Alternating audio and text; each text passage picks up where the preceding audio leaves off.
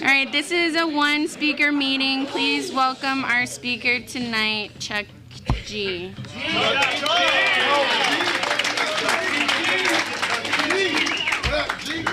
Hi, everybody. My name is Chuck Guerrero, and I'm an alcoholic. And I want to thank Richard, and Mickey for inviting me.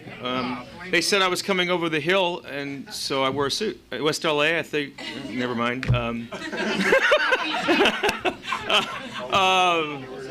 I knew I was walking into a pocket of enthusiasm or a pocket of insanity, one or the other. If you're new, welcome to Alcoholics Anonymous. I have a sobriety date. I have been separated from alcohol in any form at all since June the 14th of 1993. And I have a home group. It's called the Sunset Group. We meet in Studio City, California, The Hill, and Sherman Oaks, and North Hollywood. And cool. And I have a sponsor. His name's Tim Whitcomb. He's from Santa Barbara, California. If you're new, those are all important things. Those are things I didn't have my many times around Alcoholics Anonymous. And if you're new tonight, I don't speak for AA. I'm just going to tell you my experience. I'm not going to share with you my opinions. My friend Mick says that we share our experience, strength, and hope, not our opinion, strength, and hope. So I'll just try to share my experience with you tonight. And if you don't hear something tonight, please go to another meeting. If you go to lots of speaker meetings or you go to lots of meetings and listen, you'll probably hear your story at some point or another. And if you're like I am, maybe what'll happen is what happened for me, for you, is I sat in a room, in a scummy little room in Canoga Park.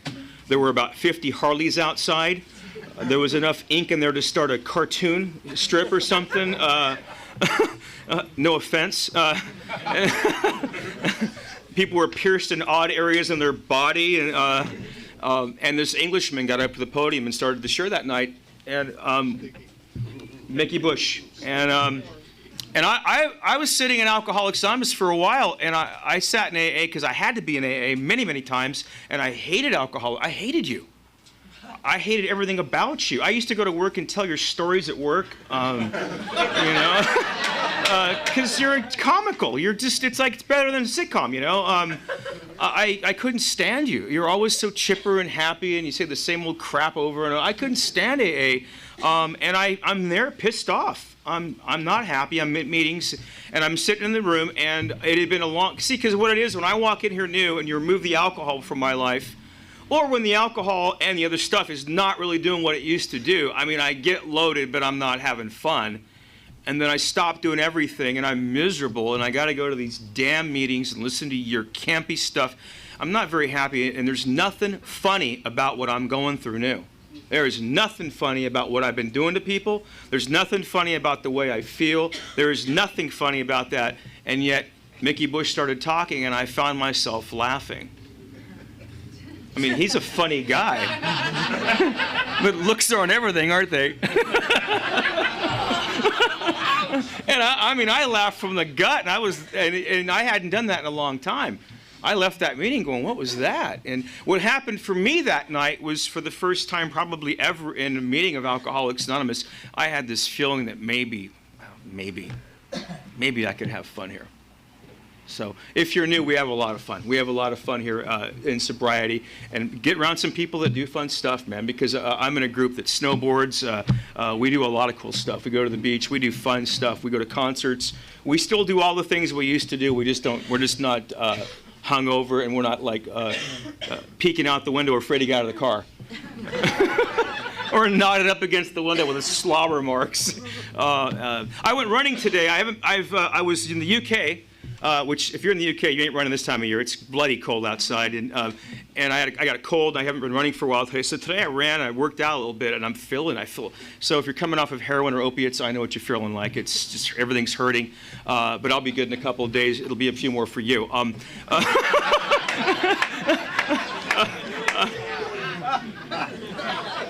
I'm an alcoholic of the hopeless variety. And if you're new to AA, I heard that term for a lot of years, the word hopeless.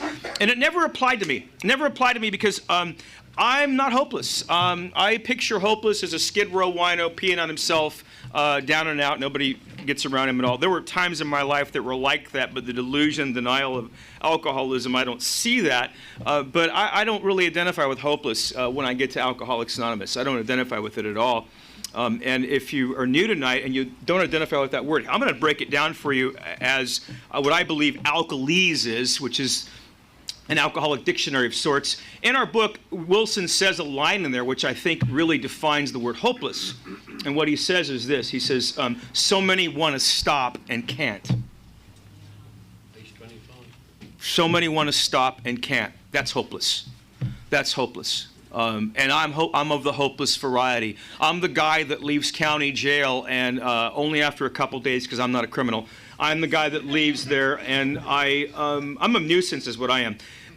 I leave there, and I've been locked up with Homie and Smiley and all those guys, and I just want to get out of there. And I get out of there, and I'm on my way home thinking, man, I'm never drinking, I'm not smoking crack, I'm not doing any of that stuff ever again. And about 3 seconds later, I'm thinking, you know, if anybody deserves a dub, it's you. And I'm off to the races. I'm the guy that the sheriff department comes and grabs my son and takes him out of the house because we can't take care of him. And I tell myself, I'm not doing that crap ever again. And I wind up doing it anyway. I'm that guy. I'm of the hopeless variety. I have a twofold disease, an allergy of the body, obsession of the mind. I have a body that mustn't have alcohol because of what happens when I take the drink takes the drink. I don't know when I'm going to stop. I can't be responsible for my behavior while drinking. I can't control my drinking. I don't know what's going to happen. And the answer to that is simple, don't drink. But the second part of my illness prevents me from doing that. I have an obsession of the mind, thought to the exclusion of all else, and I am destined, I am compelled to take a drink against my will. Just happens over and over. I don't know where I got this. I don't know how I started. I don't really know where alcoholism came into the picture. I go to those discussion meetings where people share about who had it in their family and brother, father. It's really, really irrelevant to the recovery from alcoholism. Really irrelevant. When I was new to the Valley Club in 1991, with a firm and honest desire to get sober, I heard these two old guys cornered me, and they said to me, are you an alcoholic or not? And I said, yeah. And they said, do you want to live or do you want to die? They didn't ask any other questions other than, do you want to live or do you want to die? I have a fatal illness. And when I was new, you guys would say that, and I'd think, oh yeah, fatal, come on. Drama, fatal, come on. But I'll tell you what, if you sit around here long enough, you will understand that when you watch it. When you watch it in people that you start to really care about. If you start looking at my friends and the people around me who didn't make it, who have a fatal illness like I have. I don't know where I got alcoholism, but I can tell you for me, I've always had a very busy mind. Anybody else? I'm a thinker. Any thinkers in the room? I'm a problem solver. I solve problems that will never occur, but I work on the problem. I'm like a tweaker working on his acne. Just makes a mess. And I'm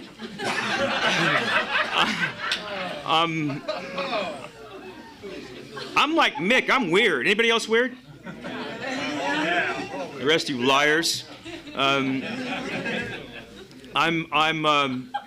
restless, irritable, and discontent. In a natural state. I'm restless, irritable, and discontent from a very, very young age. I'm restless because I can't find out where I fit in life. I go from place to place, from crowd to crowd, from thing to thing, and I can't find where I fit. I'm irritable because I am easily agitated. I don't know about you, but I get pissed off like that.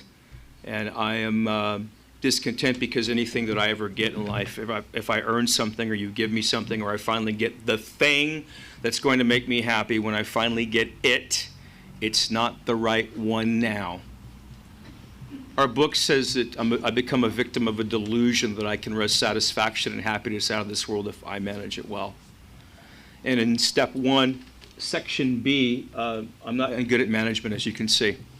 Not a very good manager. And I grew up in this little town outside of Fresno. It's a farming town, and I'm oldest of 3. And as a kid, I just was all over the place. I'm one of them really wiry kids. I'm one of them kids that they want to put on Ritalin and all kinds of stuff. I'm one of them kids that my parents, I don't have the classic alcoholic story. Dad was drunk, beat mom. No. Dad went to work every day, went to provided a good living. He came from nothing, and he gave a good living to me and my 2 sisters. But it's not enough for me if you're like I am. If you're like I am, I have a sense of entitlement. I have a sense the world owes me, and I have a sense that you don't care about me enough. I don't know where those feelings came from, but I've had them very young on. And I grew up in this little town. I'm the oldest of 3. I wasn't good at sports. I wasn't good in school. I'm not socially. I don't fit well. I don't play sports. I don't even get sports today. A buddy of mine invited me to a Lakers game in a box tonight. And that meant about as much to me as like, let's go scoop the cat box. I mean, what do I care, you know? A Laker game, who cares? You know, if it would have been like AFI tonight, you'd had a different speaker. No, I'm just kidding. I'd have been here anyway. But I don't get sports. I'm not a smart guy. I'm not good in school. And if you're like that, what happens is you gravitate to a real elite crowd at school called stoners. And I'm hanging out with stoners because they're cool. We really hadn't done anything yet. Their brothers were getting loaded, and I hadn't done anything. I just acted stoned because it was cool and cut up a lot. And, when I was at this junior high school is where my life started changing. And the first thing that happened to me was I started going through that thing called, I guess, puberty, where I started realizing that girls were different than guys, and there was something about girls that was very alluring. And they had a dance at that little junior high school every week on a Friday afternoon at lunchtime. They'd pull out this record player and play records, and everybody would dance. And every week I would want to do that, and I couldn't do it. I didn't have the guts to do it. And every week I walked out of there just demoralized, just feeling awful about myself and fearful that you might know about me and know how weak I am and know that I'm afraid. And those are feelings that I would come to know very well throughout life.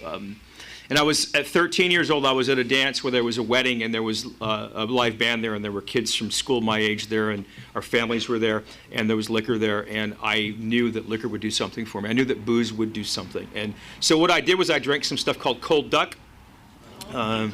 That was a champagne at this fine affair. And I had some red wine. It didn't taste good. I didn't like the flavor. I didn't like anything about it, only that I knew that it would do something. I'd watched television, and I had watched my uncles. I had uncles that used to come over, and whenever they came over drunk, they were fun. They were exciting. They were loud. Their face was red, and they were happy. And I knew that booze did that, and so I drank, and I got really, really drunk, and couldn't wait to do that again. And it's hard to buy liquor when you're that young, and so we were pimping Michelob. We were doing all kinds of stuff to drink. And at the ripe old age of 15 and a half, I ended up my first Alcoholics Anonymous meeting. And on a court card, I got arrested, and I ended up in an AA meeting. It was much like this building here, except it was a trailer behind a Taco Bell in Tulare, California. And I walked in the room, and there was a guy at the door, and he said, "I'm Ringo, I'm an alcoholic." And I thought, dude, I'm embarrassed for you. And I looked around the room, and none of the furniture matched. The people looked worse than the furniture. And at 15 years old, what I saw what looked like a bunch of old farmers, and they probably were. And it seemed like you all had a cup of coffee in each hand and a cigarette hanging out of each side of your mouth, and in between puffs you cursed. It was like a hayride of inbreds is what it was, really. Because this is not a good place when you come here and you're young. You just look around the room and go, oh my God. Oh my God, has it come to this? If you don't believe me, look at the guy next to you. And I sat down in the chair. They started doing some stuff. They were reading, and I grew up a kid that had to go to Mass, and to me it seemed like Mass. They were reading stuff. It seemed like prayers and crap, and I thought to myself, they're probably going to pass a basket. You did. And then this really beat up old weathered broad got up to the podium, and she started to tell her story, and she was just tore up. I mean, and she started telling. I didn't look at anybody. She started telling this story. She said that she was on parole and that she was here to give back to the A&A. I don't know what the A&A is. And then she started to talk about her life, and she talked about the things that she had done. And I was completely just flabbergasted that she would say those kinds of things about herself in public. Because I wouldn't even want to think that crap about myself if it were true. And she started to talk about being a prostitute and being addicted to heroin and this awful life of all kinds of her husband dying drunk in a car accident and on and on and on. And then how she was paroled and she was here trying to give back. And then she started to talk about her crime. And what she had done was she had got home from work one night and took her 2-year-old son and put him in the tub, and in a blackout forgot he was in the tub and he had drowned. And I did exactly what you just did. I went, oh my God, they're worse than they look. I'll tell you something. I told that story out of state one time, and a lady came up to me crying, and she said, you won't believe this. And I said, what's that? She said, I run a sober living home for women, and we just had a young gal come in here. She came home high on methamphetamine after a 5-day run, and she fell asleep on her twin babies and killed them.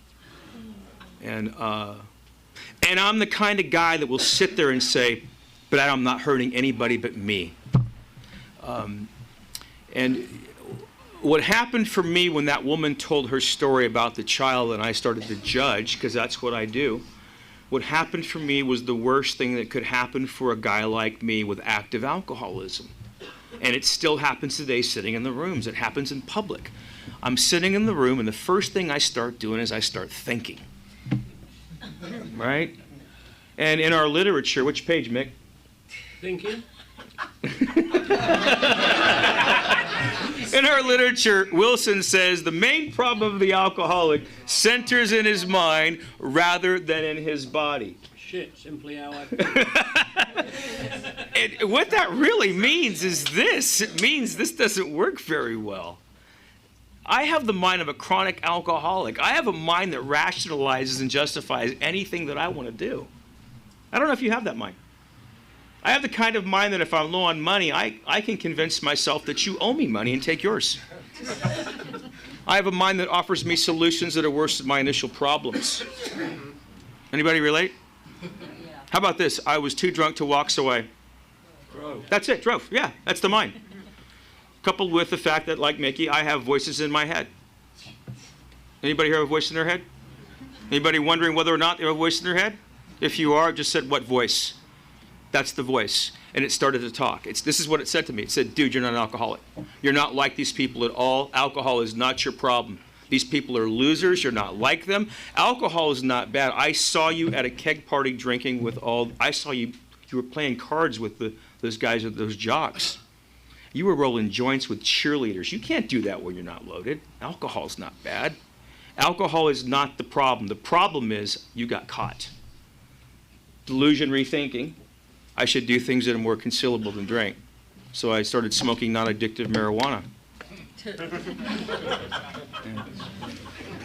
With a little bit of that, those little white pills, remember those? The little ones with the X's on them, remember those? Crosstops, Benzedrine, good clean speed. This is before you guys were around. The youngsters in the room, this is a time I call BT, before tweak. Because what you would do back then, what I would do is we call them a rack. You'd take 4 of these. It was a rack. You'd take 4, drink a quart of Budweiser, and you had an exciting afternoon. Your hair was dancing. You'd go outside, wash your car 4 or 5 times the same day, get a little busy, you know. And then that night, you'd go to sleep. You'd smoke a little dope, drink a little bit, go to sleep. It was good. You weren't up 2 weeks in a row shopping at all-night Walmarts. Dissecting the toaster, looking for the bugs. Or home masturbating until you went to the burn unit.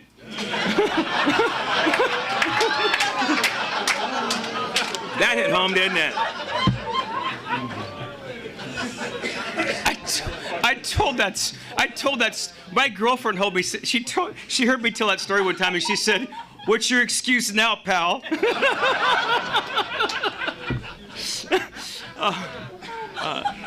So I'm taking, and I'm not going to apologize for my taking of other substances. I'm not going to apologize for. I won't do it in AA.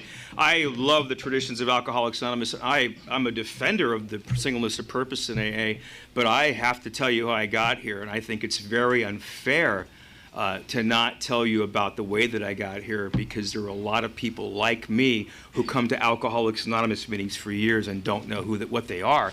And the intolerance of people to shun them away when they're dying of alcoholism, at an epidemic level, and just because they're like me and they might be doing other stuff in between, they're thrown out. And I have a real difficulty with that when I see what's happening around us and everywhere I go. I will tell you that I am only an alcoholic. I have no other afflictions at all. I am not an alcoholic, and I am just an alcoholic in Alcoholics Anonymous. That's all I am. I don't want to be any different. And besides, when I was new, I identified as an alcoholic, and this really kind older guy, an old-timer, grabbed me and said, "You can identify that way if you'd like here, but you have to put in the basket twice." And I stopped that crap in a hurry. So I just go one way and that's it. But I'm doing all these combinations of goodies, and I get married young. I get married young, 18 years old. My girlfriend's pregnant. I married her. We had a daughter, and when I was 19, she was born, and I bought a home at the age of 19. I bought my first house, and I don't know how I did that. I look at kids now and go, how in the hell did I do that? I don't know. Determination and willpower, which I have a lot of, just not where booze is concerned. And I earned a good living and had a good life and loved my family, loved my daughter, loved being a daddy, loved having a family, loved being part of that dream. But alcoholism doesn't care. Doesn't care about my career, my children, my aspirations. It doesn't care. It's got to be treated. And I don't know that. And I treat it the only way that I know. I drink. And at the age of 23 years old, my wife left me. When she left, the wheels fell off, and I'm drinking around the clock with a little bit of habitual, non-recreational cocaine use, and started doing that, which kept me up all night. It's kind of hard to sleep at night when you're doing that. I'm just going to finish this last half right, and that just goes on and on and on. And I'm working for this company called Anheuser-Busch back then, and I'm not making it to work, and they're ready to fire me, and they send me to treatment. And I go to my first treatment center, and it's a 30-day spin dry. You're in there. There's nothing. They don't detox you. You just kick it off, and you're clean, and that's it. And I'm there for 30 days. They're bringing meetings in. They're taking meetings out. They're bringing panels in. They're providing me with everything that I would need to recover from a seemingly hopeless state of mind and body known as alcoholism. And I don't want anything to do with it. What I want is my job back. What I want is to get back to work, make my car payment, and fly right, and not drink anymore, and not do any more dope, and be cool. And I left that place 30 days sober, clean as can be, convinced that I would never, ever drink again or do cocaine or any other mind-altering substance. And I left that place, and within 4 hours, I walked right into a liquor store. Then I went to the Connection. And then within 4 months, I'll tell you what really happened. I'm just going to tell you. What happened when I was in there is there was a guy in there. I had a real problem with snorting cocaine, and there was a guy in there who had been smoking it, and he taught me how to smoke it in treatment. And you said follow directions, so I took his direction. I got bad thinking. And anyway, 4 months after I got out of that place with the alcohol use, the tequila and the crack, 4 months after that, I had lost everything I owned. And now I'm where the tough guys in the world like me go, mom's couch. And I get on that couch every morning, convinced today will be different, and every day is the same. I can't get off the couch. I've lost the gun collection, the jewelry. I've spent my daughter's college money. I'm broken, and now I'm unemployable because it's hard to work when you're dope sick all the time and drunk all the time. And now I can't work. And in a small town, it's not like L.A. L.A. you can be very anonymous. You can move around, and people don't know each other from block to block. In a small town, everybody knows what's going on. Ain't nobody hiring me. And if you're like me and if you need to get well, what happens is I start doing the things that I hated you in Alcoholics Anonymous for doing. I start doing those despicable, low-down, scummy things, like taking stuff from my parents, their checks out of their checkbook, their tools and their jewelry to the pawn shop just to get well. Not because I'm a thief. Not because I'm a thief. I'm a survivor. And you see, the deal is my wife has left. I lost my job. People they're disrespecting me. A lot of bad things are going on. I know some good luck's coming. And when I get that good luck, I'll pay mom and dad back. And you know what happens. And it just gets worse and worse. And if you live like that long enough, like me, if you have to walk into your mother's house like me, and you have to have your mom walk in clutching her purse with that look in her hand, in her face of disgust and pity, that look, because she had to go down to that store where she does business and buy her checks back again. If you have to do that, if you have to watch your father and what it's doing to him, if your father looks at you and says stuff to you like, if you're going to kill yourself, make sure you don't make a mess for us. And he means it. If you're like me and you have children that you don't visit and you're supposed to see on the weekends and you're not there all weekend long, if you're like me and your daughter waits for you and waits by the window all weekend long at grandma's because you're supposed to be there to take her to the zoo or to Chuck E. Cheese, you're supposed to be there, and you promised her this time, and she had that look in her eye and that wonder and that belief, and you believed it too, and you couldn't make it home to do that. And you can show up like me 30 minutes before she's supposed to leave to run her to McDonald's for a guilt Happy Meal to tell her that story again. If you do that long enough, looking in your daughter's eyes, looking in your parents' eyes, if you live like a scumbag long enough and hate yourself long enough, it becomes very clear that checking out is the answer. That if I was gone, people would be better off. In our literature, Mickey, somewhere in the doctor's opinion, Silkworth makes a comment in there where he says that men make the supreme sacrifice rather than continue to fight, which is suicide. And I'm there. I'm washed up at the age of 24 years old. Life's over. I feel really, really old, and I hate myself for everything I've done, and I can't stop the tapes. I can't stop the little movies that spin in my head of all the stuff I've done. They don't go away. And alcohol is the great forgiver. And I'm suicidal. My friend moved to Los Angeles. He moved to Brentwood. And I was on the phone with him one time, and I got this great idea. If you're new and you have a plan, tell us. We want to hear it. The plan I had was this. The plan I had was, I'll go to Los Angeles, and I'll get away from alcohol and drugs forever. And I got to tell you something. 15 years later, when I drive around anywhere near Venice at night alone in a car, my butt puckers up. Because I rode every alley and every back street through Venice and LA all night long, wondering where I'm going next for a long, long time on my way to work the next morning at 7 o'clock in Santa Monica. It was awful. What a nightmare. What a nightmare. I hope I never, ever have to live through that again. And I came to Los Angeles. I'll tell you why else I left. The girl that I was dating now was pregnant, and that's the guy that I am. I was asked to share with you out here tonight, and I just want you to know that I'm a guy that's full of fear. I'm a guy that runs on self-will a lot. I live my life very messily, and I've been doing it for a long time. And I've been taking these steps to improve my life, to get a spiritual awakening, to live a little better. It doesn't mean I'm perfect. I make mistakes. And I'm a guy that's made a lot of wreckage. And I left that girl pregnant. She had to get on welfare. And I split. And I'm working in Santa Monica, making a lot of money, hanging out with cool people, having a good time, and like she doesn't exist. Like the pregnancy doesn't exist. And she gives birth to my son in March of '88. I don't go see him. I want to forget about it.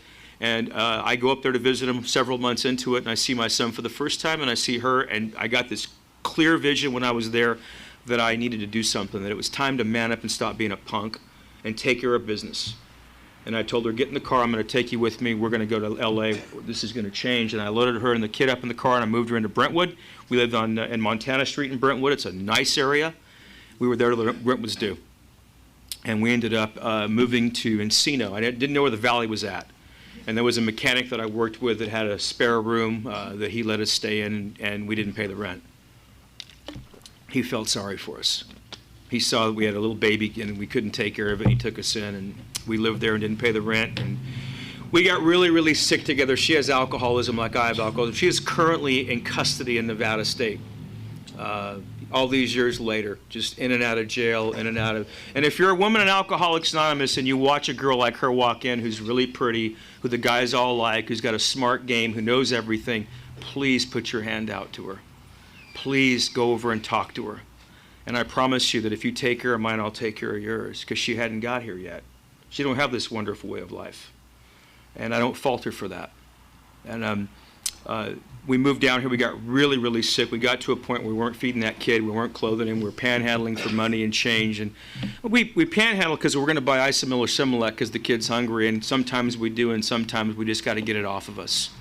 And by the grace of God, in 91, I was arrested again, and I ended up before a judge who was talking about sending me to the penitentiary for a bunch of little priors, and I got terrified. I got scared. I don't jail well. I'm not a big guy. Look at me. I'm like an hors d'oeuvre in there. I'll be calling somebody Papa, you know. Just not my deal. And if you swing that way, great. I just have not my deal. And I'm scared. I don't know what to do. They gave me a diversion program, and diversion was cool, except that there was a problem with diversion. They had the test I can't pass called urinalysis, and I don't know how to fool it, and I don't know how to pee clean, and because I don't know how you live in this world without something. I don't get it, and I tried to do what I've heard you in Alcoholics Anonymous and other 12-step programs that I've attended tell me to do. You've told me to not drink no matter what. You've said just don't drink no matter what. If you're new and you go around a lot of meetings, you'll have well-intentioned old-timers tell you just don't drink no matter what. Telling a dude like me, just don't drink no matter what, is like telling somebody with projectile diarrhea, wear white and just don't go. That's going to get messy. I want to smack him and say, I can't drink no matter what. What are you, crazy? I drink no matter what. I drink no matter what. I drink no matter what every time. In our literature, Wilson says it over and over. If you're new, please get this beautiful book and read it. Read this beautiful book, because there's some stuff in here that it just clarifies. It just makes sense. He says in here that for reasons yet obscure, the alcoholic is unable at certain times to bring into his consciousness with sufficient force the suffering and the humiliation of even a week or a month ago, that I'm without defense against the first drink. This is the baffling feature of alcoholism as we know it, the utter inability to leave it alone. Powerless. Powerless. It makes me do what I already don't want to do, including it, sober. Sober. Who's been sober 30 days and drink again? There's proof right there. There's the proof right there.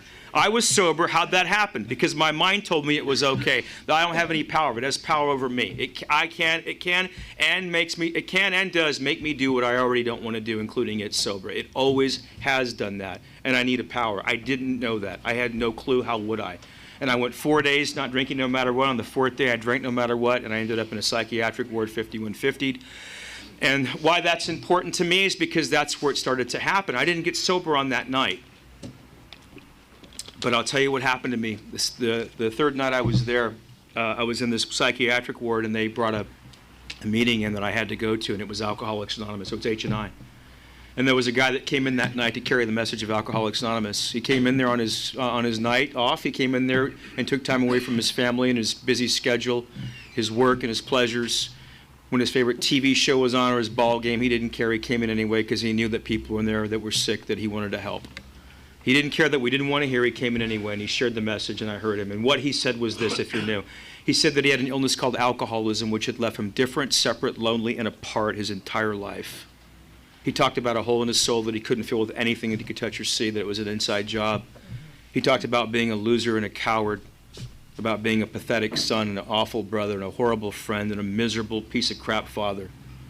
And I knew that he knew. He knew. He didn't say, Chuck, you are. He said, hey, pal, I am.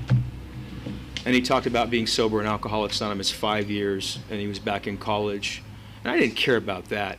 But I'll tell you where he nailed me. He talked about his little girl the way that I've heard men in Alcoholics Anonymous talk about their children, and the way he spent time with her, and I fell apart. Because I don't know where my kids are at. I don't know who's taking care of them. I don't know anything. I drink it away.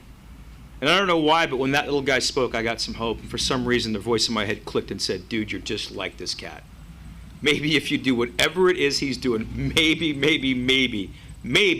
your life will change. And I don't know why I walked up to a stranger and said, what do I do? And he told me to go to 90 and 90, and that's what I did. I went to 90 meetings in 90 days at the Valley Club in Reseda, California. I went there for 90 days. I went there for 6 months. I went to 2 and 3 meetings a day. I bought the book and didn't read it. I did not get a sponsor. I don't like being told what to do. Not realizing when they tell you put your hands on the car, they're telling you what to do. I'm not going to get any commitments here because I ain't going to be here very long. Thank you very much. That's what I did. And if you're new, I got a little message for you. If you're new, no steps, no sponsor, no service, no chance. No chance. If you be a real alcoholic. If you're a problem drinker, have at it. But if you're a real alcoholic, no chance. And I did 6 months and 7 days like that in a happy land called sobriety. And I'll tell you what happens to me with no recovery. I'm sitting in the room and I'm unraveling. I'm watching scumbags that I hate, and they're getting well and I'm not. That'll torque you a little bit. And I start to develop mental illnesses in the middle of Alcoholics Anonymous without a drink. I become tripolar. And at 6 months and 7 days, I do what I do. I drank. And I couldn't stop drinking. I spent the next 2 years going to meetings regularly. I didn't stop going to meetings. And I could not get sober again. I would come in new, always loaded. I'd come in new next week. I'd get a 30-day chip and come back new. I know what that's like. I know what that's like to have people say really rude and awful things to you. Stuff like, are you done yet? And just, are you got enough arrows in your butt? Really, really mean and behind them is a world of ignorance and misunderstanding. Our book says it. And I was lucky that there was some old-timers around there that knew better than that always welcomed me back and always put their hand out, and they were always kind. And at June the 14th, 1993, I woke up that day and I begged to God that I didn't believe in for help. And not because I really wanted help, but because the truth was I couldn't stand not being sober, and I couldn't stand being loaded. I couldn't stand not being loaded. I couldn't stand the way I felt not loaded, and I'd get loaded, and all I'd do was sit in my room and cry. And I called this guy out of desperation, out for this God, and I ended up talking to this little Jewish guy that I used to see at the meetings. He was always nice to me. His name was Art, and Art picked me up and took me to a detox that day, and against my will. But I became convinced that day that I better do whatever Art says to do. I don't know why. My friend Larry T talks about it. He says that was the drink that drank away the debate. The debate whether or not I would do what you do in Alcoholics Anonymous. And I started doing what Art told me to do. Art got me active in H&I, got me active at meetings, getting there early, staying late, getting commitments. He took me to the steps out of the 12 and 12. We did all the stuff out of the 12 and 12. We got really active. I was very, very busy in AA, and I got some relief. And some time went by, and things were going good in my life pretty well. In about 5 years sobriety, I became very, very ill in AA, right in the middle of AA again. I hadn't done the steps out of the big book, and I was suffering big time. I hadn't written a thorough inventory, and I hadn't made complete amends, and I was wondering why I felt so awful. I was wondering why I entered into a business that stole from people, why I'm doing all kinds of scandalous stuff. And I'll tell you something, if you're like me and you're doing immoral stuff and in the rooms of AA, it gets hard to listen here. You get to a meeting and the topic's honesty, and you're thinking, can we do something else besides honesty?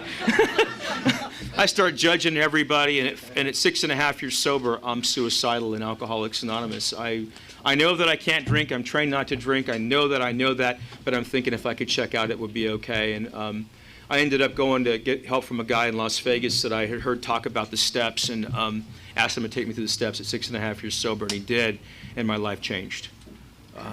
The steps are the answer. If you're new and you look at the steps, they almost look punishing, but they're not. They're freeing. Every one of those is designed to free me of the bondage of me.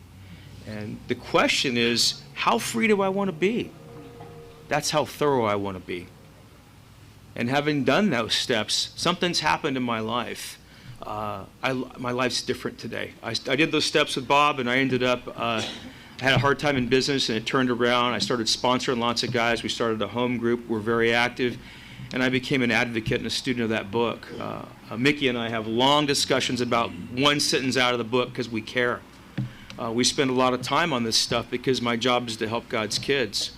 That is the deal here. Trust God, clean house, and help others. And I'll tell you something. I'm 15 years sober. This has been a really, really odd year. I lost one of my best friends and spiritual advisors this year to cancer, and his name was Scott Redmond. God rest his soul. And I used to talk to Scott every day. And I tell you something. I haven't gotten over that. It's been very painful. In September, my sponsor fired me of 9 years, and I had to get a new sponsor. But God's never left the room, and my friends that are close to me have never left the room. Because you've always been there, and there's always been somebody else. When I get stuck in a jackpot and I'm really, really upset and don't know what to do, I just grab new guys. I grab new guys and get them in the car, and something happens between them. Something happens when they're in the car talking that this shuts off for a few minutes to listen, and I get a little reprieve. And then I get the real gift. The real gift isn't that I'm not suffering like that. The real gift is I got something to give.